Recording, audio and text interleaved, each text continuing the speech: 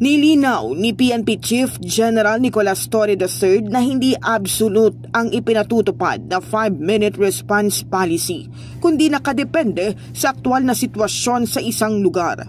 Ayon kay General Torre, lumabas sa inilatag na assessment ng Operations Office na may 4 na rehiyon ang nakapagtala ng average response time na 6 na minuto sa loob ng nakaraang 2 linggo.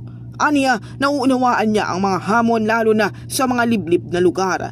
Aminado si Torre na marami ang konsiderasyon sa field at binibigyan niya ng kalayaan ang mga opisyal na gumawa ng sariling diskarte, lalo't dapat ding isaalang-alang ang kaligtasan ng mga respondeng pulis. Nagkaroon tayo nag-present ang Operations Office natin ng assessment regarding sa 5 minutes response policy. Lumabas na may 4 na regions na ang average response nung 2 weeks nila staggered ay umabot ng 6 minutes. Inaalam natin at binibigyan ko sila ng guidance na itong 5 minutes response hindi ito absolute ha. Ito ay ginagamitan din ng diskarte based on the prevailing situation on the ground. Hindi naman ibig sabihin na lumampas ang 5 minutes, mali na agad. Maraming tactical consideration.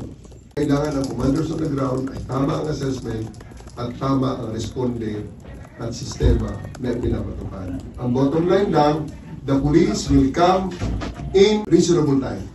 Samantala, isa pa sa ipinaalala ng PNP Chief sa kanyang mga opisyal, huwag mawala ang focus sa kabila ng mga ingay sa labas ng organisasyon. Kung maalala, naging kontrobersyal kamakailan ang pagkwestiyon ng National Police Commission sa balasahan na ginawa ng PNP sa kanilang hanay.